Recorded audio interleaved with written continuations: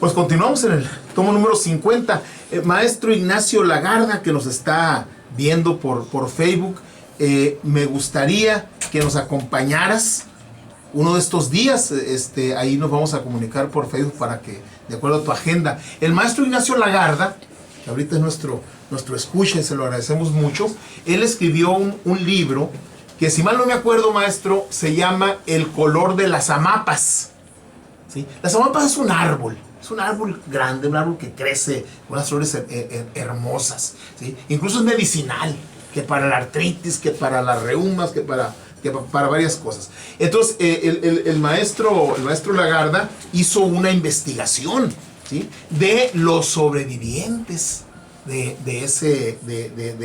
del ataque al cuartel de Ciudad Madera, ¿sí?, en el estado de Chihuahua, el 23 de septiembre de 1965, que, como les decía hace un momento, cruzaron hacia Sonora, anduvieron por Álamos y anduvieron haciendo lo que hacían los grupos guerrilleros de aquel tiempo. Pero bueno, no nos adelantemos, ojalá podamos contactar. El maestro me acompañó en la primera etapa de Confieso que he leído allá en Telemax, y nos habló de ese libro que estaba en ese momento muy reciente. Incluso creo que hay otra edición del Instituto Sonorense de Cultura de 2016, ¿sí?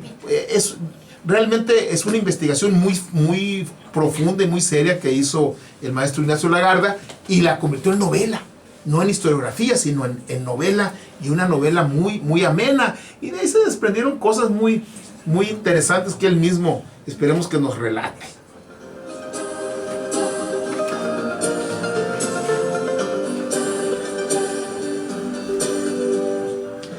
...23 de septiembre de 1965...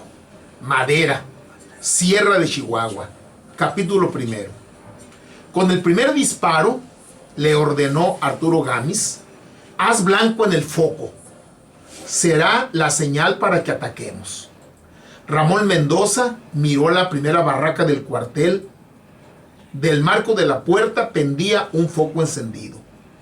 Y que nadie salga vivo de aquella trinchera. Arturo comprobó la hora. 5:40 de la mañana. La oscuridad era muy densa aún. Ramón Mendoza se situó en su puesto.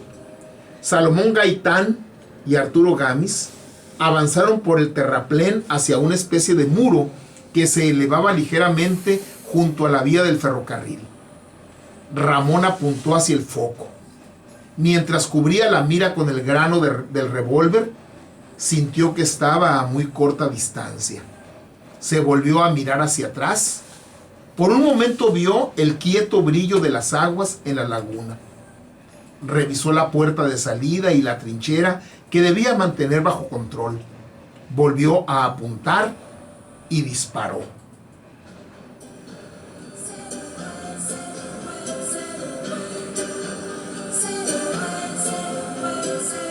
El foco estalló, y como un eco del tiro, comenzó a escuchar las detonaciones provenientes de los sitios donde sus compañeros se habían apostado para atacar las barracas del cuartel. 4 en la Casa Redonda: Florencio Lugo y Lupito Escobel, Martínez Valdivia y Óscar Sandoval. 4 entre la iglesia y la escuela: Pablo Gómez Ramírez, Antonio Escobel, Miguel Quiñones y Emilio Gámez. Paco Ornelas solo por la casa de Pacheco, y 3 ahí en el terraplén de la vía del ferrocarril. Escuchó los primeros estallidos de granadas y bombillos de dinamita que arrojaron Arturo Gámez y Salomón Gaitán. Le sorprendió sentir un súbito silencio en las 2 barracas del cuartel, como si se hubiera detenido el tiempo y los tiros tardaran en ser reconocidos.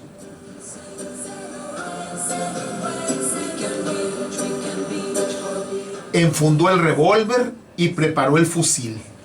Vio aparecer una sombra en la zanja: el primer soldado.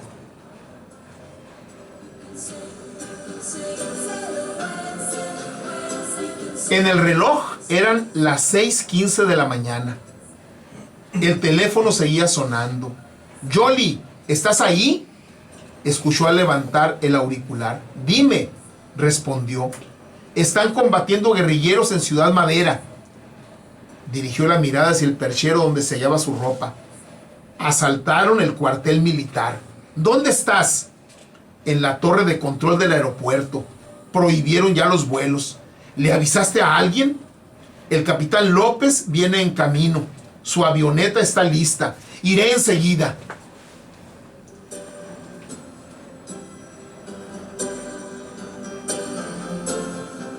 Los soldados terminaron de pasar lista y se dirigieron a la primera barraca del cuartel. 2 secciones avanzaban en fila con platos metálicos en las manos para desayunar cuando ocurrió. El sargento se volvió a mirar qué soldado había descargado por equivocación su fusil M1. Se escucharon nuevos tiros. ¡Todos al suelo!, ordenó. ¡A sus armas!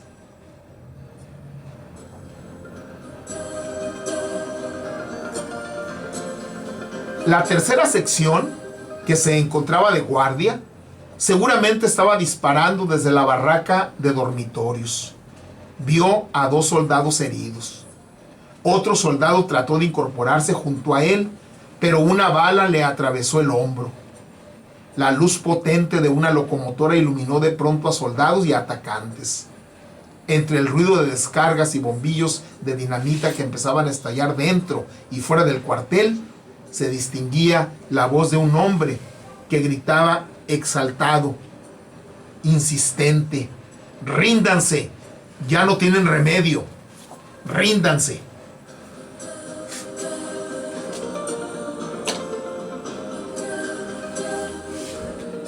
Así inicia las primeras 2 páginas Carlos Montemayor, Las armas del alba. Una vez el escritor Miguel Bonazo, argentino, le preguntó a Carlos Montemayor: ¿cómo te enteraste tú de eso que pasó? Porque los guerrilleros que fueron a atacar el cuartel Ciudad Madera eran mis compañeros en la prepa. Yo los conocí. E incluso me invitaron a que me uniera a la guerrilla.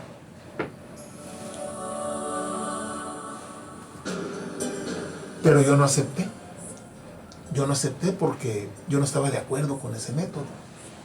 Yo me dediqué más a las letras, al canto.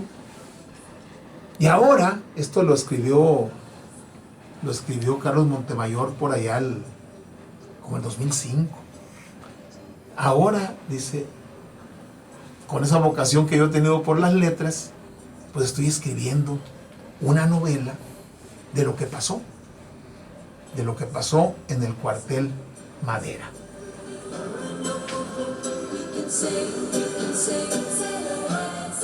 Y Carlos Montemayor, un intelectual de primera, y ya falleció, creo que murió por ahí el 2010, creo.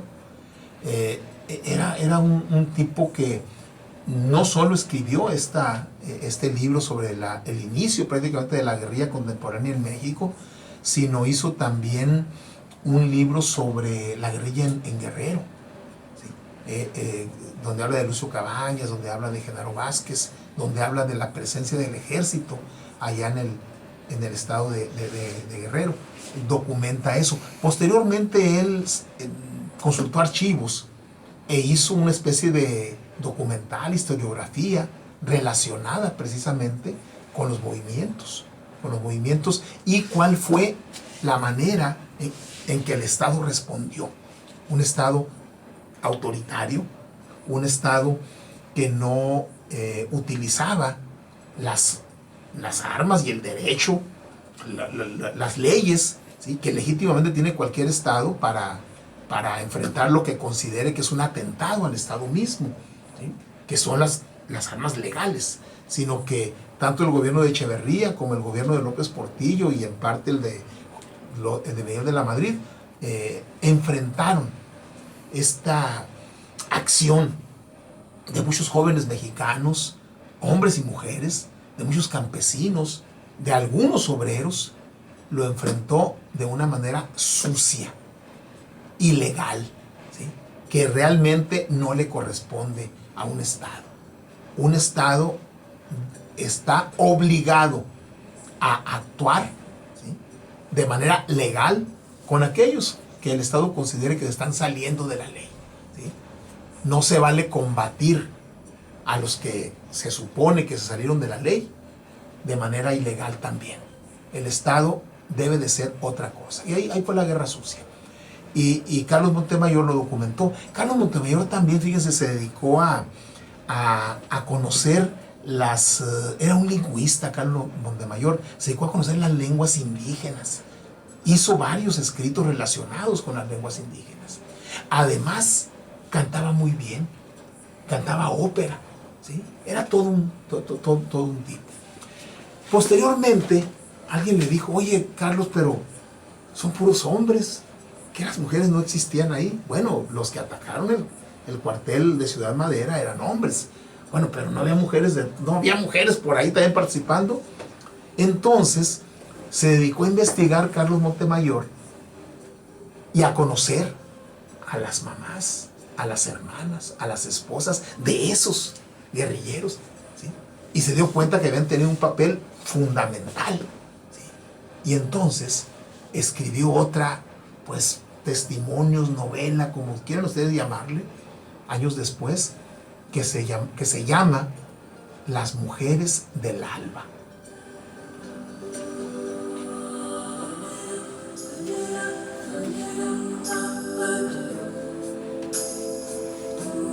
En donde recoge el testimonio de las mujeres que estaban junto a estos hombres, a Salvador Gaitán, a Arturo Gámez, a Pablo Gómez Ramírez y a los demás, ¿sí? Y además a otros líderes campesinos que no aceptaron la vía armada y siguieron en la vía legal, y la verdad es que no les fue muy bien, ¿eh? Ahí menciona el libro a un Álvaro Ríos. Álvaro Ríos era un joven líder campesino, ¿sí?, que conocía muy bien a estos porque eran parte de la misma organización, pero Álvaro Ríos no le entró a la lucha armada porque no creía que fuera ese el camino, y Álvaro Ríos por ahí anda todavía en estas huestes de la lucha campesina. Por cierto, es uno de los que hizo plantones hace unas semanas en la Ciudad de México, ¿sí? Y hizo comentarios muy dolidos y muy fuertes contra el presidente López Obrador, que dijo que los líderes campesinos eran unos vividores y eran unos corruptos. Y dice Álvaro Ríos, pues, con toda una vida, ahí sí que toda una vida de lucha, ¿no?, que desde los años 60 y aún continúa. Dice, pues es que el señor López Obrador pues no nos conoce, ¿sí? Y Álvaro Ríos, que ahí lo mencionan en este libro, y que era del mismo grupo, de la misma UOCM, de los mismos grupos campesinos, y que no abrazó la lucha armada como lo hicieron los demás, ¿sí? Continúa todavía, y lo han encarcelado, y lo han reprimido y todo, pero bueno, él sigue organizando campesinos, ¿sí? Otra vía, pero ya podemos analizar posteriormente cómo ha ido, ¿sí?, en este tipo de lucha.